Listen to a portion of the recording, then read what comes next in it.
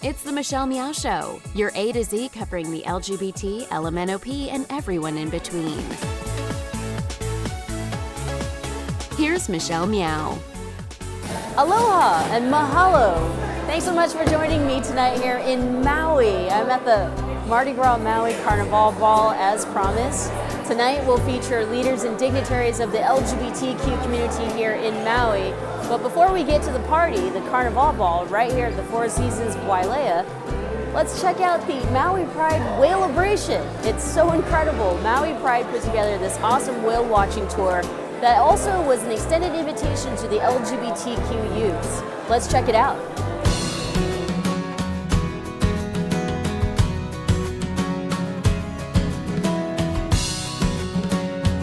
We're having an amazing time. We've never been on a whale watch, so we're super excited.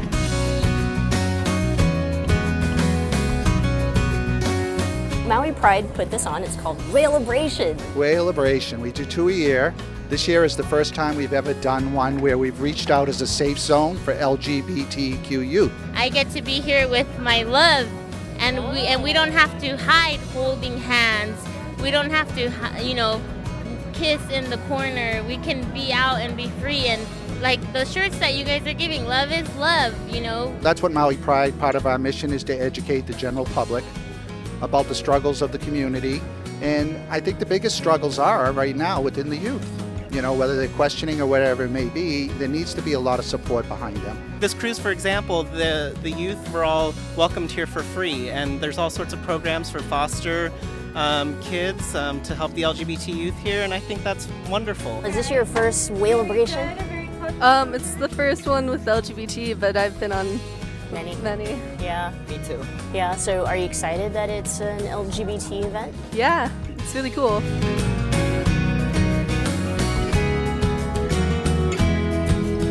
We came to Maui on our anniversary last August, and we fell in love with the island, and we actually got engaged here. That's the Maui life out here. Yeah. Go pick a beach, grab some cold ones, and just chill back. Thank you, Maui Pride, for having me on the best Whalebration ever. Don't go away. Right after the break, we'll have our interview. Our guest tonight is Steve Heyer, who is the Executive Director of the Maui AIDS Foundation, right here at the Four Seasons Wailea during the Mardi Gras Maui Carnival Ball. Don't go away. The Michelle Meow Show is brought to you by Kaiser Permanente. Come join us and thrive. The Pacific Fertility Center. When life needs a little encouragement, Pacific Fertility Center is right by your side. Wells Fargo. Together we'll go far. Nissan Infiniti of San Francisco. It's amazing in here. And Maui Sunseeker, your home under the rainbow.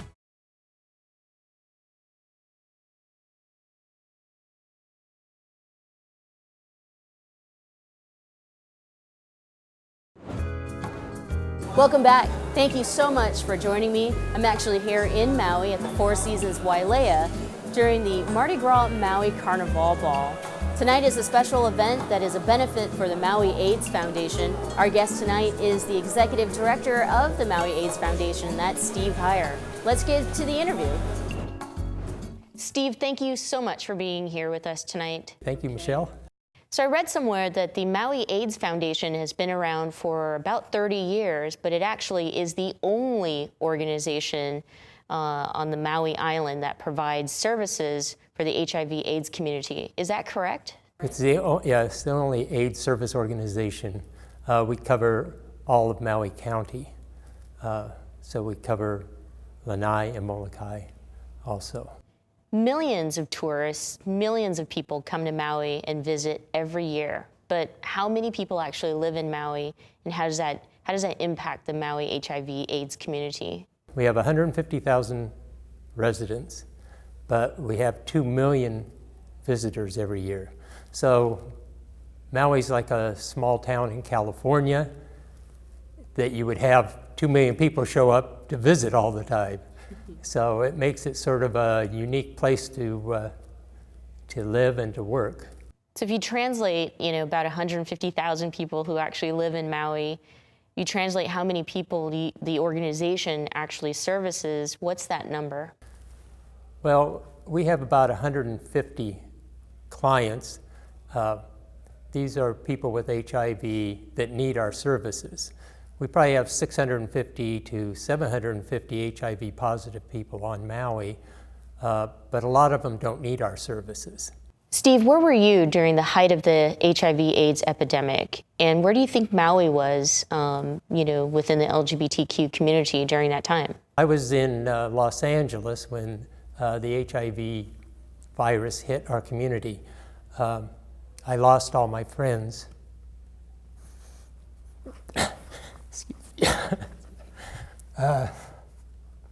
Back then, which made it very difficult. And back then, it wasn't just losing your friends. There was a fear going around, not only of HIV. People were not only afraid of HIV, but afraid of getting it because what it would do to their families. Because getting HIV would all of a sudden out you. All of a sudden, you're not only dealing with a virus and something that may be killing you, you're dealing with having to come out to your friends and your family to let them know you're gay. And so this was a big deal back then. We still fight that stigma today. There's still a lot of stigma to HIV here, even on Maui. I think, like I told you before, I've gone places where I've introduced myself at parties and stuff and went to shake somebody's hand and they said, "What do you do?" And I say, "Oh, I'm the executive director of Maui AIDS Foundation." And they pull their hand away, afraid to catch something. So this stigma is still prevalent here on our island. One of the other problems we have here on the island is because we're a small community of 150,000 people, we have 2 million people coming here to party and end up having sex and drinking, and that you don't get when you have a small town in California. We have 2 million people coming through, and the number of those people that have HIV, just statistically, is pretty high, which really raises the problem that we have here. So we have to really educate our youth on protecting themselves, and so that's what we try to do. We have a youth group through Maui AIDS Foundation where we try to empower our LGBTQ community on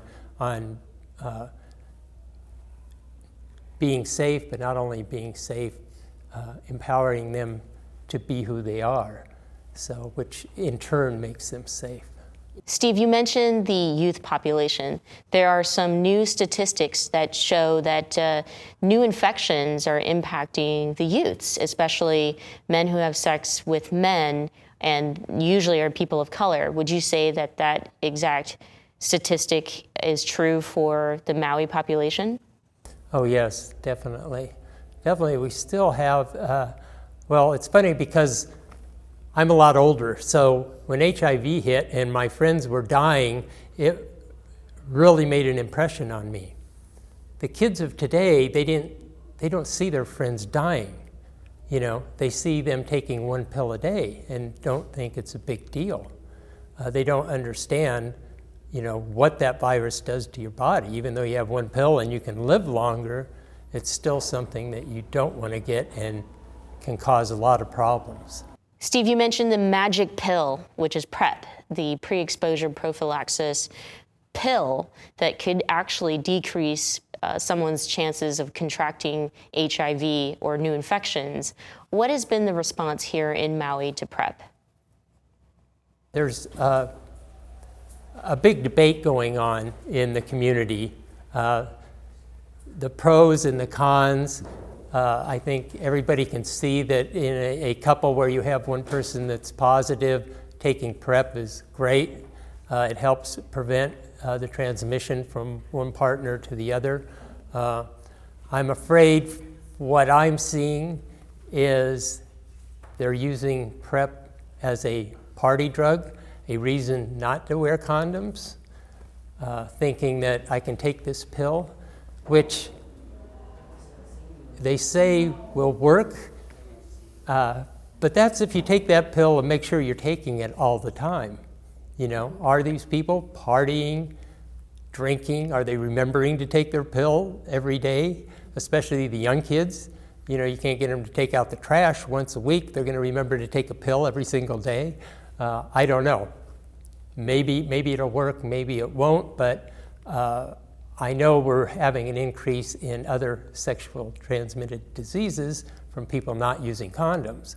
And the government is really pushing PrEP, which I think is good, but they're pushing it to the detriment of not pushing condoms anymore. So they're cutting back on our supply of condoms that we hand out. The government's saying, well, now this is the way we're going to go. We're going to go with PrEP, and this is what's going to be the cure for HIV. I hope it is, you know, but I've been around long enough to know that, you know, a lot of these promises don't always come through, and we'll see where this leads. I'm hoping it does, you know, I really do, but maybe it's because I'm older, I'm a little more cynical. Final question for you, Steve. Tonight is the 5th annual Mardi Gras Maui Carnival Ball. And there's a lot of individuals out there who are supporting the organization tonight. Aside from the small grants that you receive from the state of Hawaii, how much is community support important to you and the organization? We have a very supportive community, luckily, because our funding for HIV keeps being cut.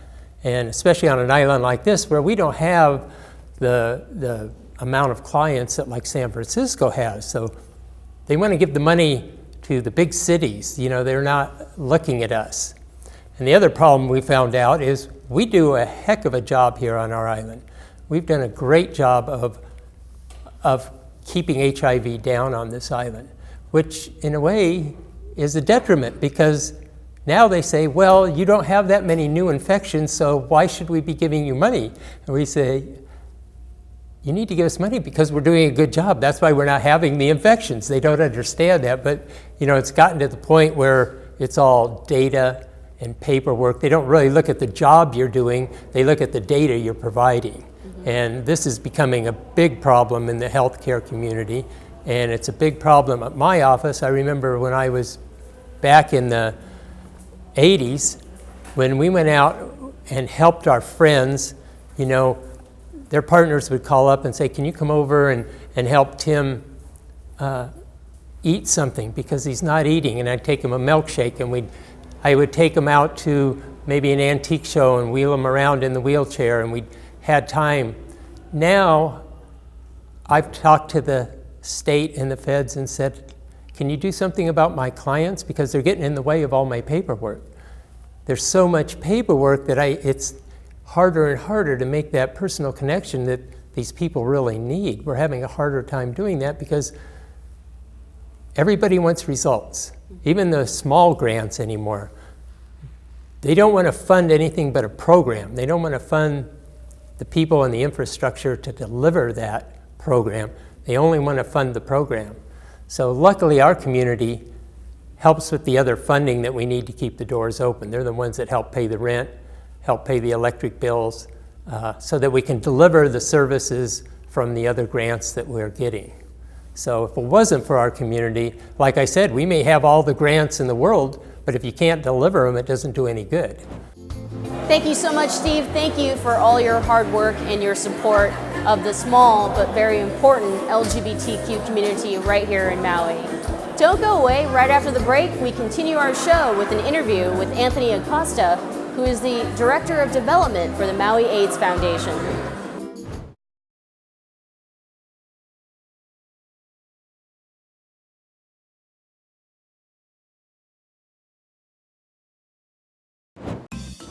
Welcome back. Thank you so much for joining me here in Maui. I'm having such an incredible time.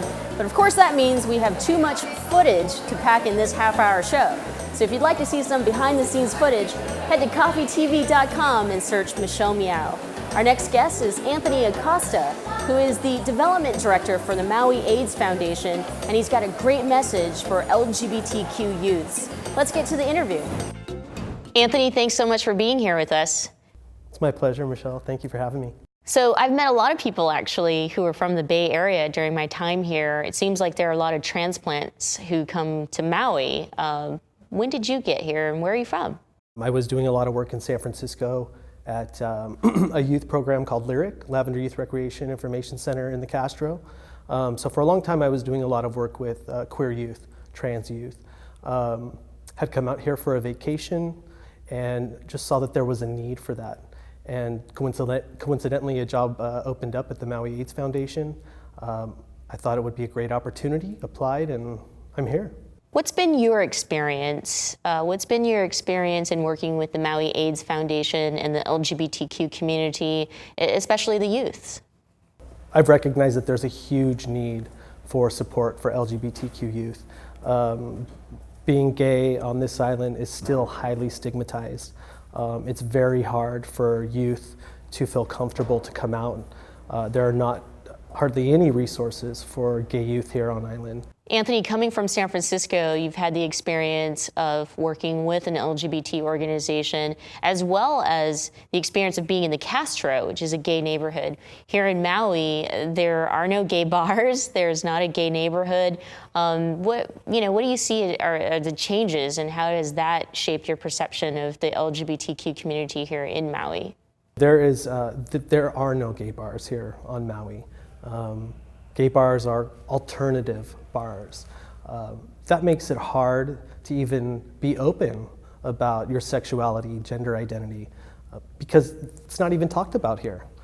So it's really challenging creating open spaces for folks to feel comfortable enough to come out, to be themselves, because there is so much stigma. I feel that Maui AIDS Foundation, the work of the outreach and prevention team, we have been working so hard in collaboration with Maui Pride to kind of start to create a network of support for various groups. The youth is the main priority, but also among the young adults. We're also looking, at like professional development, mentorship. What kind of opportunities do these young youth have to connect with adults, successful gay adults who are doing fabulous work. Anthony, it's so incredible to hear that you moved from San Francisco to Maui to make a difference here in Maui. I feel like that's like your individual passion. So is that what's next for Anthony? That you'll find another community or a place where your talents are needed in order to empower the LGBTQ community? I have always been very passionate about bringing the need to the community. So if there are places where I see that there are gaps, I'm that kind of person who is very motivated to help fill in those gaps. And so who knows? I mean, you're absolutely right. For me now, I recognize that Maui really needs it. And it's not just a short-term commitment. It's a long-term commitment here. It's not just talking about these issues. It's getting to know the community. And not just on a very surface level, but on a very personal level. That comes first before you can make any kind of headway with LGBT issues, trans issues. You really have to be part of the community. You can't kind of talk about it from the outside. And so I think that's something else that we like to focus on, is making that connection first instead of trying to talk about these broad issues with no community support. Thank you, Anthony. Thank you so much for being an incredible human being. Don't go away. Right after the break, we'll continue the show, and we'll also have our spotlight on success and achievement.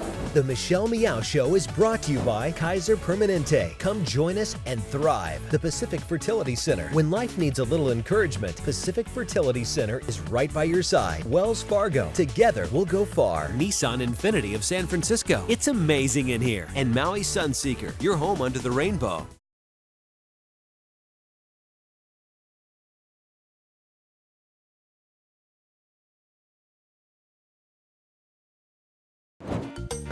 Welcome back. Our spotlight on success and achievement this month is Chuck Spence, who is the owner of Maui Sunseeker. It's the only LGBT resort in Maui. Hi, I'm Chuck Spence. I'm the owner of the Maui Sunseeker LGBT Resort, and I'm also Vice President of Maui Pride. It's not just the only LGBT resort in Maui, it's the only LGBT resort in all of Hawaii, which is really kind of amazing. Maui Sunseeker actually started years and years before I even got involved. I came along as one of the owners a little bit later in life. I came to Maui back in 1978 and absolutely loved the island. I fell in love and I thought, this is where I want to live, this is where I want to be. And so from 1978 until 2008, I finally came alive with the dream and bought the Maui Sunseeker because I realized that this would be the next step in my life. And thought that this would be an ideal situation because I could do something that was my own business rather than making money for other people. It's important to have a place where you can feel comfortable about yourself, you can feel loved, and you can feel welcome by everybody. And I think that that's the ambiance that we try to create. And that's the message that we try to deliver in all of our ads and trying to bring people to Maui is that we're not just an experience on Maui, we're an experience of Maui. When you think back years ago, how closeted we used to be, and you think about how suppressed we were back then to how open and accepting we are now. And it's a good progression for society. It's good that people are not just tolerating, but appreciating diversity. And that's the message, is that we really need to make sure that people appreciate diversity. I think that whoever you are, follow your passion. Follow what you believe in. Follow whether it leads you down a path of art or whether it leads you down a path of business or some other aspect of internet creativity. Follow that and just be passionate about what you do. Spotlight on Success and Achievement is brought to you by Wells Fargo. Together, we'll go far. Thank you, Chuck. Thank you not only for being an incredible business person and gentleman and awesome guy, but also thank you for your contributions to the LGBT community in Maui. If you know of someone who should be nominated for next month's Spotlight on Success and Achievement, head to michellemeow.com and let me know. Don't go away. Final thoughts and the rest of the party, the celebration right here in Maui.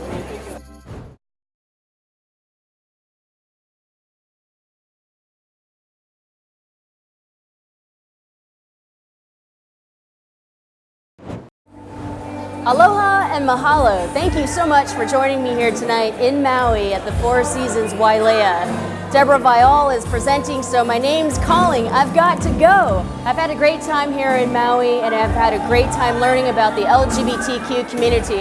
I hope that it reminds everyone in the San Francisco Bay Area that we have a lot of work to do and we must not forget about our brothers and sisters who live far, far and away. And the next time you visit Maui, not only enjoy the beautiful land, but give back to the beautiful people that's inclusive of the LGBTQ community. Thank you so much again.